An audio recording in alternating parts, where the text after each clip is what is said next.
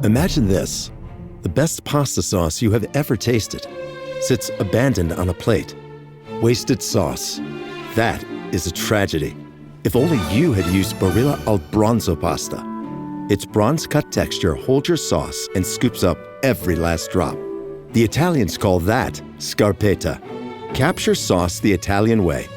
Barilla al Bronzo. Click or tap the banner to find out more.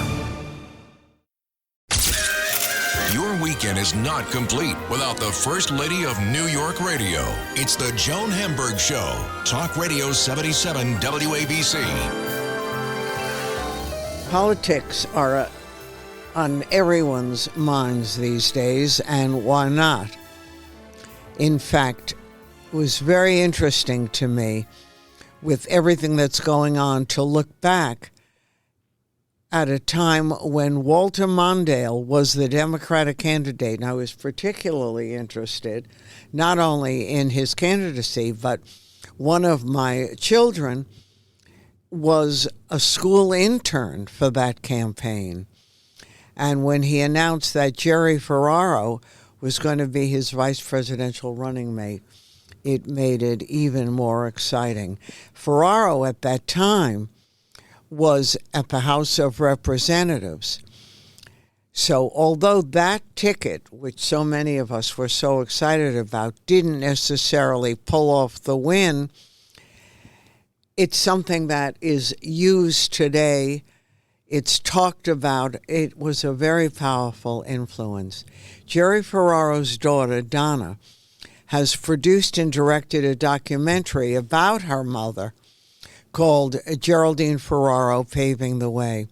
And very successful, very well done, but I'm sure it had to be very hard for you, Donna. Yes. Well, first of all, Joan, thanks so much for bringing attention to the documentary again and to my mother, because, as you know, it's the 40th anniversary of her selection by Walter Mondale to be his running mate, to be the first woman running on a major party ticket. And so anyone who is under 50 really has no idea who she is unless they studied her in, in political science class or history class. And it seems particularly relevant as we have the first woman vice president of the United States finally after 36 years after my mother's nomination. And now that woman vice president is the presidential nominee the second time in history. And perhaps, hopefully, in my case, I hope, poised to become the first woman president of the United States. Right. I know. Unbelievable. And I'm curious as what made you decide to go ahead with it at that particular time? Well, I had actually, at that point, I had left NBC. I was a long-time NBC News producer, and I had left to do longer form pieces anyway. So I had started a production company. This was, before my mother died. So I had become a documentary filmmaker. So it is what I do. But a year before she died, we sat down. I interviewed her actually all day long. And at that point, she was incapacitated.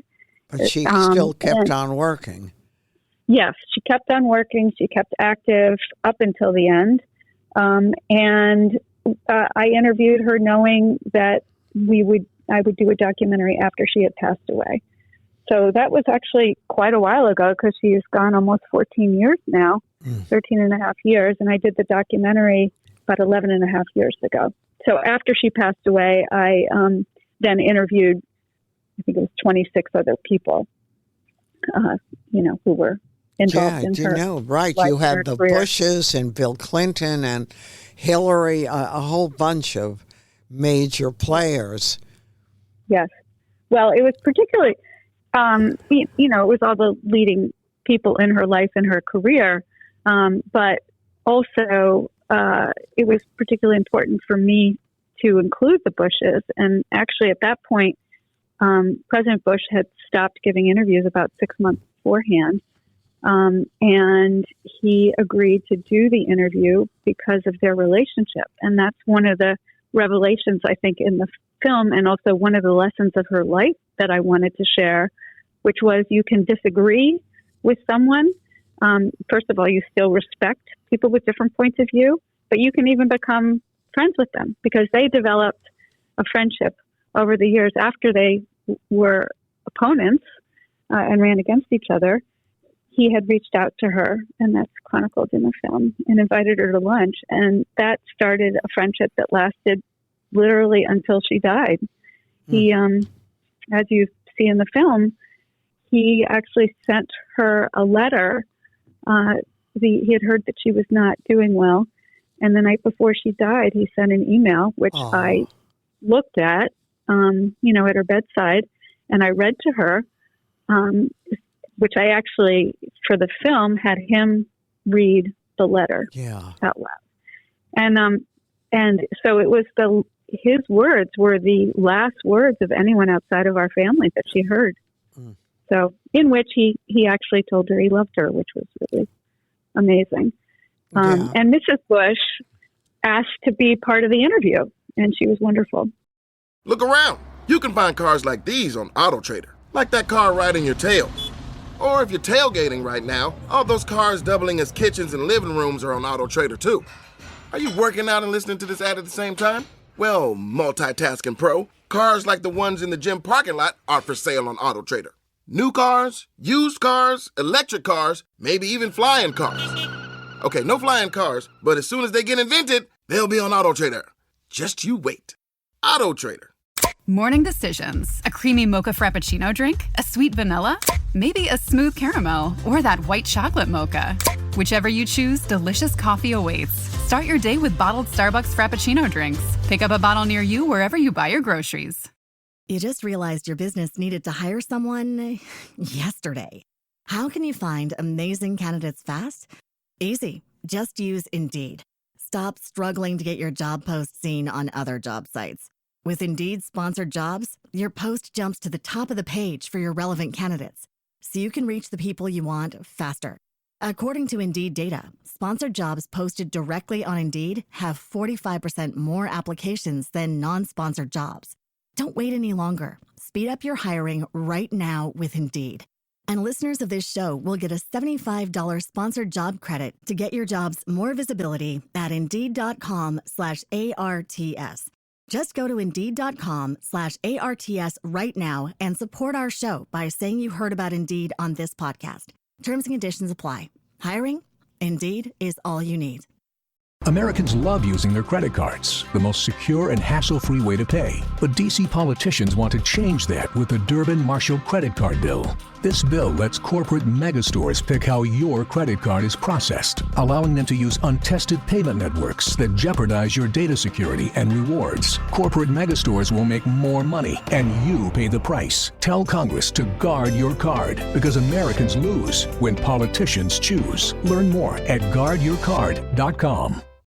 And when you all was said and done and you finished this, did you feel you found things that you didn't know? Was it satisfactory, or was it like, I'm just at the tip of this? No, I think there were some things, not so much that I didn't realize the extent of the attacks on my family. I don't think any of us really knew. There wasn't the internet at that point.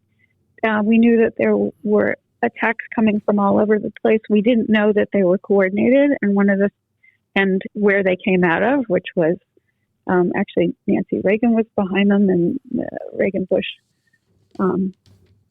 campaign had a whole strategy, a covert operation that in the film you see Ed Rollins for the first time admits that this is what went on, which was pretty courageous of him to do, because during the campaign they of course denied it, and the story about it just sort of died because no one believed that it was happening. But so the extent of the attacks, I knew there were personal sacrifices.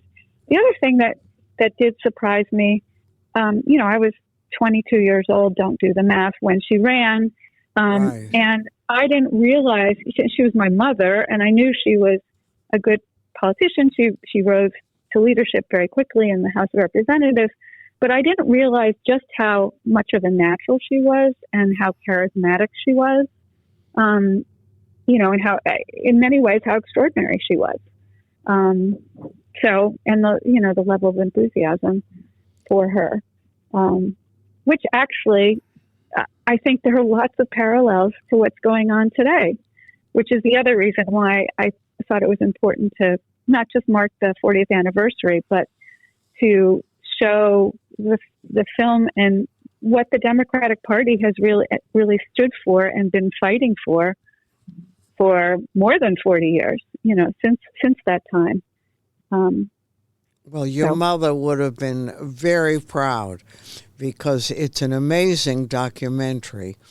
And thank you. No, it is. And I'm sure that as exhilarating, it was also painful, Yes, and right. Yeah. Because it's your mother, but a mother is a mother, and it's a whole different outlook, Yes. Well, I also didn't want it to be a home movie. I mean, I'm a journalist, and for it to have credibility, I needed to show the good, the bad, and the ugly. Mm-hmm. So it is a what I would consider a balanced view. What I always look for in all the works I do are the personal stories that then let you tell the broader history. So this, through her story, I could tell the story of women in politics in this country, the women's rights movement, as well as her personal story, the story of the campaign as well. Right, and a perfect time. And as you went through all this, did it change your own thinking or attitudes about politics and about what you wanted to end up doing? The 84 campaign certainly did. Mm-hmm. Doing the documentary didn't, but as you had asked, was it difficult to do? Yes, it was.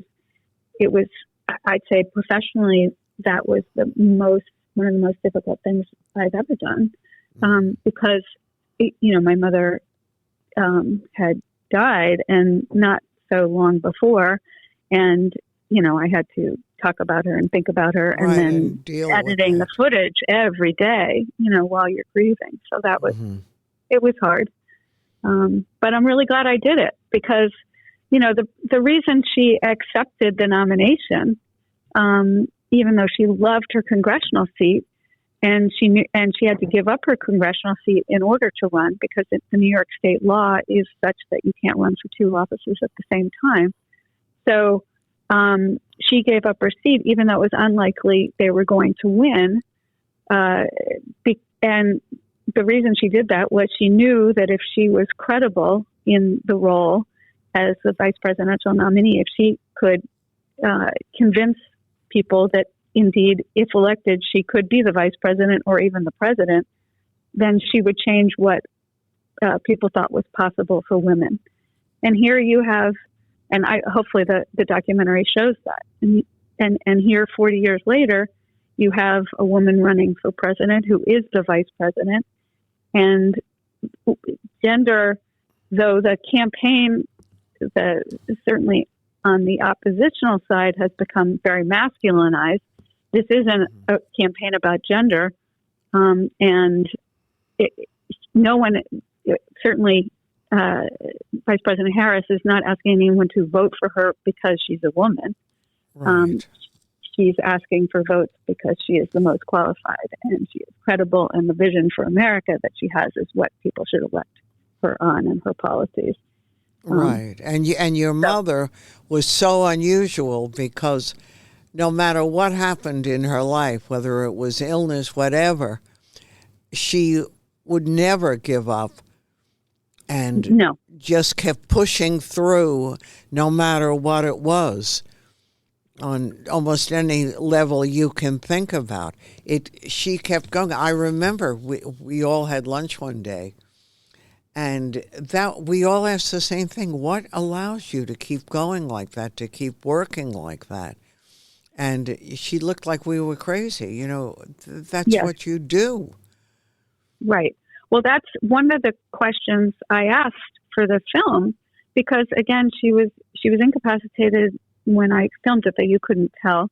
But she was in a wheelchair. She was in tremendous pain the last year of her life because multiple myeloma, which is the So blood painful. cancer disease.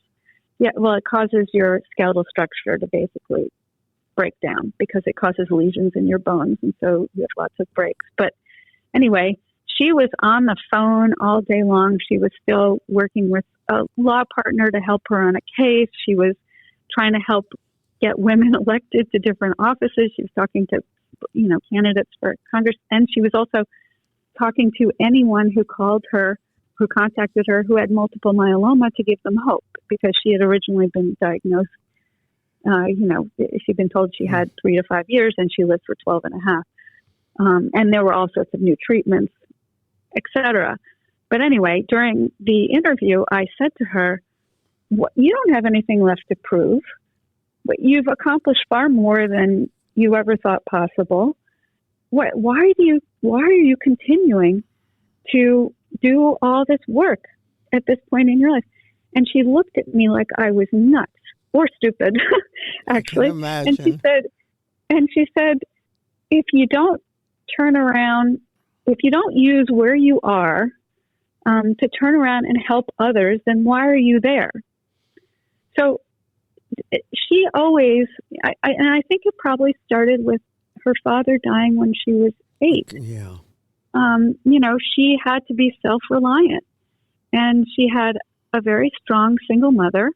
In some ways, much like Kamala Harris, raised by a single mother who put an emphasis on education. Now, obviously, Vice President Harris's parents were better educated than my grandparents or my mother's mother, but my mother's mother valued education and knew that was her ticket out. Well, my mother always said, you look at your circumstances, you figure out how to deal with them, and then you move on. You do what's best, but you also have an obligation to help others who are less fortunate or to advocate for others. So, yeah, amazing. And Donna, when you were coming of age, were you aware of the impact of your mother? I mean, the documentary, the perfect title, Geraldine Ferraro, Paving the Way. But as all this was happening, was the family aware? Did they get what the power that her mother had in so many ways? I don't know that anyone could recognize necessarily just the impact that just seeing her in that position would have. We know that people reacted emotionally to it. And there's my sister quoted in the film saying that, someone had said to her during that campaign, thank you for sharing your mother, and really needed your mother to basically show, if she could do this, I could do this. If she could do a man's job, I could do a man's job. It wasn't just in politics, so it did obviously inspire lots of other women to run for office. But I think it just made people think, wow, I can do that. And so my sister said she didn't realize growing up, because we had always been given the message, you can do whatever you want to do as long as you work hard. And she didn't realize that everybody else hadn't been getting that message, and that people actually saw for the first time that they could be this. Now, whether you'll have the same sort of reaction with Vice President Harris if elected to president, I think people will be surprised that there will still be an emotional reaction to that, even though that hasn't been the focus at all. I think we've gotten to the point, I don't think when you got to Secretary Clinton running for office and coming so close to being elected president, no one was asking whether she was tough enough anymore, or she was Right. credible enough or qualified enough. And I don't think, though, despite the fact that there have been some of those attacks on attempted attacks on Vice President Harris, I think people are comfortable with where she is, and with a woman being in that position, and she is credible. You know, I have a hard time understanding how anybody could question her credentials or her qualifications. Well, that's part of the game, unfortunately. Right. Well, they attack in any way they can, or they think they can. Yeah. So when all is said and done, has this inspired you to continue politically, or? Well, as I a am chair of the journalist? board of an organization called Eleanor's Legacy, which is New York based, and it recruits, trains, and supports pro-choice Democratic women for office in New York State at the state and local level. So no federal, but with the thinking, the original thinking was founded by the former New York State Democratic Party chair, Judith Hope, 23 years ago, to get women in the pipeline and representation at every level. So on the most local levels, whether it be town council, town supervisor, mayor, local judges. And now that rights are being thrown back to the states, it's that much even more important. But so that's sort of my political involvement. My focus professionally is as a documentary filmmaker. So my production company, Donna Features, is a nonprofit, and we do films about women, women's issues, social justice. So Ferro for my mother, Ferraro, but also because it means iron in Italian and on the periodic table, and Donna being me, but also woman in Italian. So that's where we came up with that name. Yeah. So that's what I focus on. And how's your dad doing during all of this? Well, thank you. Thank you for asking. He's almost 92 years old. He looks fantastic. He is. Thank you. He's still very much involved and is just hoping that we elect Vice President Harris President of the United States, that he gets to see a woman elected in his lifetime. Right. Since unfortunately my mother did not see one elected in hers. But she knew. Yes. But he also, is very keen on having Democrats remain in control. Yeah. And bringing back rights for women and keeping the doors of opportunity open in all different ways, whether it be for health care or education, or the economy. So, do you feel that you know your mother in a way you didn't before after finishing this documentary?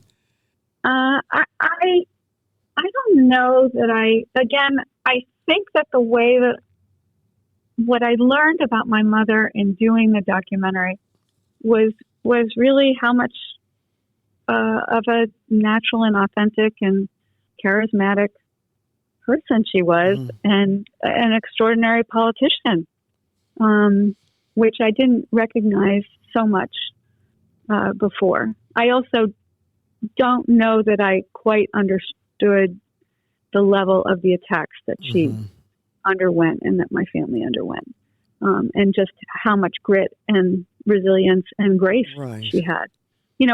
It's hard to recognize that, first of all, as a 22-year-old. And your mother. At the time. Yeah, but also exactly as my mother. No, but it's a fantastic legacy for the family, and looking at it in a different way, because producing this has given you very many different views of her story, her life, what went on, and what's going on today. Yes. And this documentary, as well as the others that I do, are meant ultimately for the educational market. So even though they've been broadcast and they're streaming, I hope that they're used in classrooms in high schools and colleges. I'm sure it will. Yes.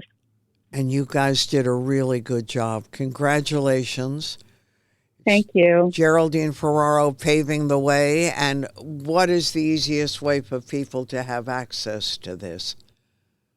Well, it's still streaming on Apple TV. Uh-huh. It was originally broadcast on Showtime, and PBS is rebroadcasting it in different parts of the country, different Good. stations, and it's on their streaming as well, their Okay. passport. A good job. Congratulations, Donna. Look forward Thank to you. talking to you again. And Joan, thank you so much for keeping her legacy alive. Well, my pleasure. I loved your mother, and she was an inspiration to everyone.